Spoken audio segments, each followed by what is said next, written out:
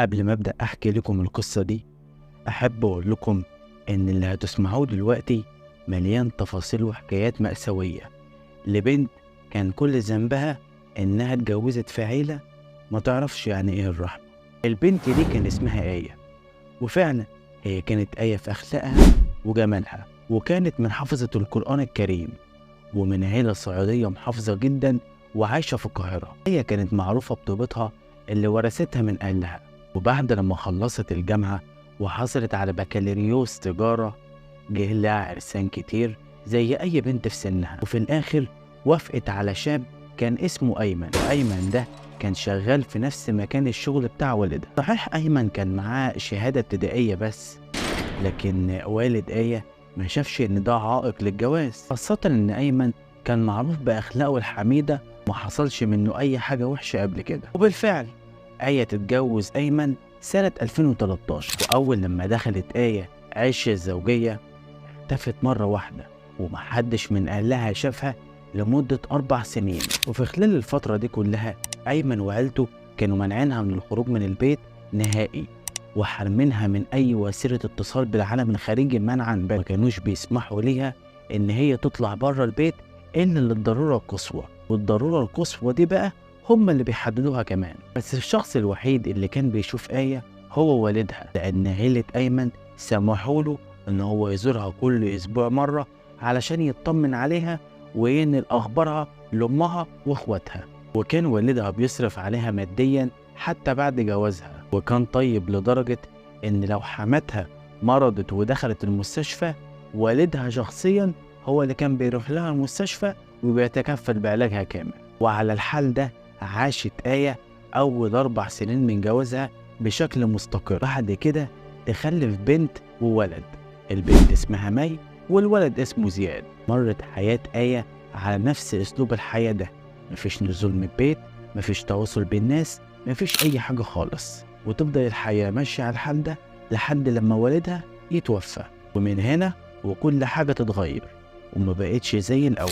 عيلة أيمن منعوا آية منعا باتا إنها تشوف أمها وأهلها تاني، بس أهلها حاولوا إن هم يوصلوا ليها كتير، لكن كل مرة كانوا بيتعرضوا لتهديدات من أيمن وعيلته. وفي الآخر الأم رضيت بالأمر الواقع وسلمت أمرها لله، لكن والدتها ما كانتش عارفة إن بنتها بتتعرض كل يوم للتعذيب من أيمن وأخوه أحمد وحماتها وجوز حماتها وعشيقة أيمن اللي هو جوزها واللي كان اسمها نهى. يمكن ما تصدقوش اللي أنا بقوله ده، لكن ده اللي حصل بجد. أيمن مش بس خان مراته، لأ ده كمان جاب العشيقة بتاعته اللي هي نهى تعيش معاهم في نفس البيت وفي نفس الشقة، وسمح لنهى دي إن هي تهين آية مراته وتعذبها زي ما هي عايزة. وطبعا العشيقة اللي اسمها نهى دي كانت بتكره آية جدا وبتتمنى إن هي تتخلص منها علشان تستفرد بأيمن لوحدها. وهم فعلا كانوا كلهم بيعاملوها معاملة وحشة كل يوم، لدرجة إن هم كانوا بيشوفوها كأنها خدامة بالظبط. المهم بعد كل اللي حصل ده آية اكتشفت إن جوزها مدمن مخدرات كمان، ولما آية تواجهه بكده الدنيا بتتغير 180 درجة. على حسب كلام الشهود بيقولوا إن أهل أيمن كانوا بيعاملوها معاملة الحيوانات اللي مرمية ومحدش بيسأل فيها، وبيفضلوا يضربوها لحد ما تنزف دم. يا أخي ده يمكن الحيوانات بتتعامل أحسن من كده بكتير والله. ده حتى حماتها زينب، واللي بالمناسبة كانوا بيقولوا لها يا فرنسا لأن ده كان اللقب بتاعها، كانت بتنزل عليها بالشتايم والألفاظ اللي محدش يعرف حتى يقولها في أضخم خناقة في الشارع، لدرجة إنها ما كانتش بتسمح ليها مجرد بس إنها تسمح إنها تروح الحمام أساسا، وكانت بتخليها أعزكم الله تعملها على نفسها، وكانت بتعذبها كل يوم بسبب ومن غير سبب، لدرجة إن هي مرة ضربتها لساعات علشان مجرد إن هي نسيت تغسل بنطلون ابنها. وللأسف الجيران اتعودوا إن هم يسمعوا صريخ آية وهي بتستغيث كل يوم وبتقول جملتها المشهورة أنا ما عملتش أي حاجة. وللأسف كمان ما كانوش قادرين إن هم يعملوا حاجة قدام جبروت حماتها وأهلها. بس بعض الجيران لما خلاص الوضع زاد عن حده حاولوا يتكلموا مع العيلة دي علشان يبطلوا يعذبوا المسكينة اللي تحت إيديهم، لكن للأسف ما كانش في أي فايدة. بس في يوم من الأيام العيلة دي سمحت لآية إن هي تطلع بره البيت أخيرا. بس طبعا يا صديقي الخروجة دي أكيد لمصلحتهم مش لمصلحتها. الخروجة بقى يا صديقي كانت إن هي مجرد هتروح تستلم مبلغ 3000 جنيه إعانة من الحكومة بعد وفاة والدها. بس بعدها بفترة خرجت آية علشان تحضر حفلة الخطوبة بتاعت أخو جوزها اللي هو أيمن. ولما رجعت اكتشفت إن جوزها سرق الفلوس بتاعتها. ولما آية واجهته بالكلام ده الكافر نزل عليها بالضرب لدرجة إن هو سبب لها كدمات وجروح في وشها وجسمها كله. وبعد الموقف ده آية جابت آخرها وقررت إن هي تهرب بره البيت. وفعلا هربت آية لبيت أهلها مع بنتها مي وسابت لجوزها زياد. وهناك آية حكت لأمها كل حاجة بتحصل لها من تعذيب وإهانة وضرب وكل حاجة. ولما أم آية سمعت الكلام ده كله بدأت رحلة إن هي تجيب حق بنتها بالقانون عن طريق مراكز الشرطة. لكن الكارثة إن بطريقة ما الترابيزة اتقلبت على الأم وبنتها، وأهل جوزها يرفعوا عليهم محضر بلاغ كاذب لحد ما تضطر والدة آية إن هي تدفع مبلغ 10,000 جنيه غرامة. يعني الأم اتحرمت من بنتها وما شافتهاش لفترة طويلة، واكتشفت إن هي كانت بتتعرض لأبشع أنواع التعذيب، وبعدين اضطرت إن هي تدفع فلوس ظلم. من الآخر كل محاولات الأم فشلت، وخلاص الأم فقدت الأمل في عدل القضاء والشرطة. بس من ناحية تانية هي كانت مطمنة علشان آية معاها ومفيش حد هيقدر إن هو يقرب ليها، وفضلت هناك مع والدتها رغم محاولات أيمن الكثيفة جدا والكتيرة إن هو يرجعها. بس المهم آية بعد كل ده طلبت الطلاق من جوزها اللي هو أيمن، وهددته إن هي هترفع عليه قضية خلع. لكن للأسف كان برضه مفيش فايدة، برغم إن هي اتنازلت عن كل حقوقها وسابت له زياد ابنها، والحاجة الوحيدة اللي هي طلبتها إن حضانة بنتها مي تكون معاها، لأنها عارفة إن حماتها زينب اللي هي بيتقال عليها فرنسا بتكرهها جدا، لدرجة إن هي كانت بتضربها وهي عندها 4 شهور بس. وكل ده علشان مجرد إنها شبه أمها ومش شبههم. كانت بتضربها بقوة على وش البنت الصغيرة وتقول لها انت جايبه الوش ده منين؟ انت مش شبهنا. قال يعني هي شبه هند رستم واحنا ما نعرفش. بس على اي حال لما والدة آية كانت بره البيت تتفاجئ آية ان الباب بيخبط، ولما تفتح تتفاجئ ان رئيس جوزها في الشغل هو اللي قدام الباب. ولما هو بقى دخل يكلمها في البيت بدأ ان هو يصلح بينهم ويقنعها ان هي ترجع معاه، ووعدها انه مش هيحصل ليها اي حاجة بعد كده، وان أيمن ندمان على كل اللي عمله. لكن للأسف دي كانت خطة قذرة مدروسة من أيمن ووالدته علشان يرجعوها. لكن آية لما رفضت ترجع اتصدمت لما لقت جوزها داخل عليها البيت، لأنه كان جاي مع رئيسه في الشغل وكان مستخبي بره، وهددها وأقسم بالله إنه هيقتل أخوها لو هي مرجعتش معاه. وللأسف الشديد المسكينة دي كانت عارفة إن الأشكال دي قادرة إن هي تأذي أي حد بسبب إن هم كانوا بيعملوه فيها، فاضطرت ان هي تروح معاهم علشان خايفة على اخوها. ولما والدة آية رجعت تاني البيت وما لقيتهاش حاولت توصل لها بأي شكل ممكن، بس ما كانش للأسف في أي فايدة. وأهل أيمن منعوها من إنها تشوف بنتها، وكانت عارفة إن بنتها عايشة نفس حياتها القديمة يمكن أسوأ كمان ورا قضبان البيت اللي زي السجن ده. وفي يوم من الأيام جارة آية تبعت صورة بشعة لأم آية وتوريها إن بنتها مضروبة وعلامات الضرب باينة على وشها كمان. فالأم بسرعة أخذت الصورة وراحت بأسرع ما يمكن على اسم الشرطة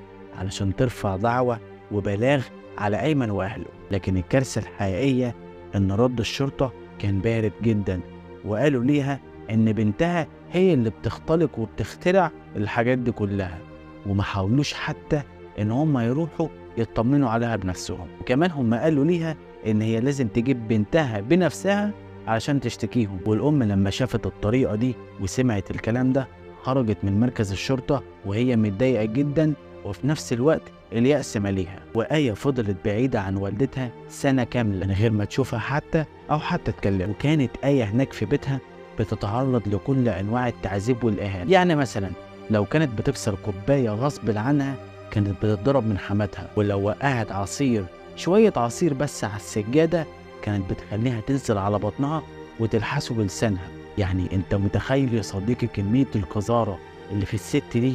وبدون اي سابق انذار صورة آية وهي مضروبة ووشها متبهدل تنزل على كل مواقع السوشيال ميديا بكل منصاتها المختلفة. وصورة آية دي بقى لما انتشرت على النت كان الانتشار ده بقى هو الأمل الوحيد لأم آية علشان الكل يعرف قصتها وترجع بنتها لحضنها مرة تانية. بس طبعا أم آية ما سكتتش على اللي بيحصل ده.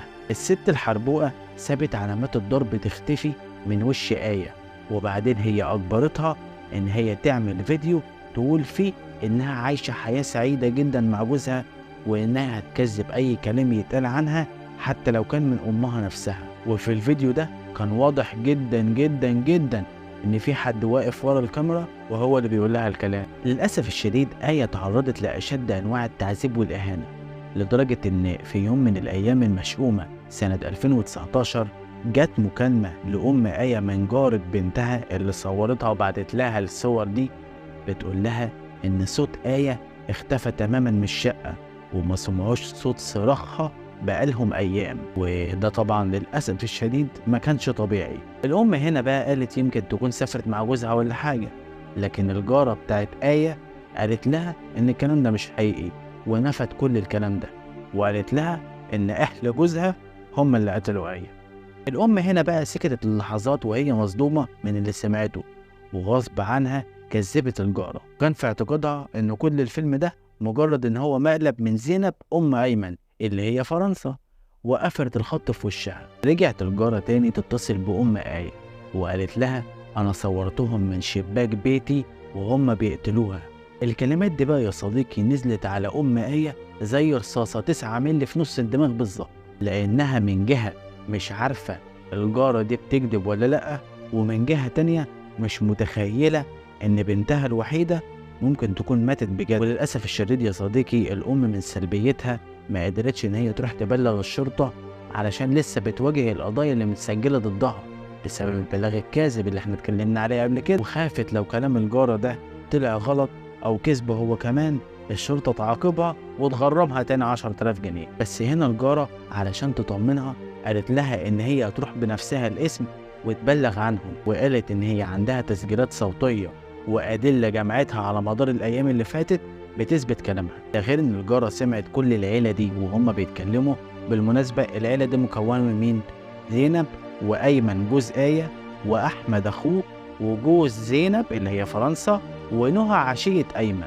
سمعتهم بقى كلهم وهم يا عيني بيخططوا علشان يتخلصوا من الجثة اللي للأسف كانوا لفوها في أكياس بلاستيك وسجادة وحطوها تحت السرير الكفرة لمدة 3 أيام قبل ما يقرروا إن هم يرموها ويحطوا معها ذهب ومبلغ من الفلوس. وبعد كده زينب تروح مركز الشرطة علشان تبلغ في آية، ويكون البلاغ إن هي سرقتها في فلوسها وذهبها وهربت من البيت. مش بقول لكم يا ست حربوقة؟ المهم الشرطة أخيرا راحت بيت أيمن، ولما الشرطة راحت زينب بقى هي اللي فتحت الباب وهي متوترة. زينب دي اللي هي فرنسا اللي فاكر يا صديقي. المهم ضابط الشرطة سألها على طول قال لها فين آية علشان ترد عليه زينب بين قوسين الست الحربوقة وهي متوترة توتر شديد وتقول احنا ما عندناش حشيش. ايوه فعلا يا صديقي هي قالت كده للضابط فعلا، وبدأت ان هي تروخ في الكلام لحد لما الضابط لاحظ ان هي بتبص على السجادة ملفوفة جنب التلاجة بشكل مستمر. فالضابط كده قرب على السجادة وشم ريحة وحشة جدا قربها، ولما فتحها لقى جثة آية وهي حرفيا غرقانة في دمها. ويتقبض على العيلة اللي ربنا ما يوقع بنات الناس في عيلة زيهم دي. بس في التحقيقات بقى تحصل مفاجأة مؤلمة للبعض والكل يتصدم لما زياد ابن آية الطفل الصغير اللي عنده 5 سنين بس قال إن هو شاف الجريمة دي كاملة بعينيه. يعني الجناد دول حتى ما تعبوش نفسهم علشان يدخلوا الطفل الصغير في أوضة تانية، بالعكس دول عملوا الجريمة كاملة قدامه. بس نتيجة التحقيقات بقى اتقال إن يوم الجريمة اليوم المشؤوم ده بقى آية خططت إن هي هتهرب من البيت ده، وراحت لباب البيت وحاولت تخرج منه، لكن حماتها ضربتها بقطع حديد على راسها وسحبتها من شعرها على الأرض. وبعدها على طول أخو جوزها اللي اسمه أحمد نزل عليها وطعنها في بطنها لحد ما آية تسلم روحها لربنا، والدم حرفيا يغرق المكان كله، علشان تنتهي القصة بموت لطفلين قدام عين ابنها بأبشع منظر ممكن حد يشوفه. بس ختاما اتنقلت حضانة الأطفال دول لأم آية، وتم تثبيت الحكم على القتلة دول. وبس كده يا سيدي، دي كانت قصة النهاردة. ما تنساش تعمل لايك واشتراك للقناة لو انت على اليوتيوب، وبالمرة لو الفيديو عجبك. ولو انت محتاج تتواصل معايا هتلاقي لينك الانستجرام والفيسبوك في البايو تحت، وهستناك تكلمني في اي وقت. ما تنساش بقى تقولوا لي رايكم تحت في الكومنتات على الحلقه. وبس كده يا سيدي، كان معكم امين اشرف. اشوفكم الفيديو الجاي.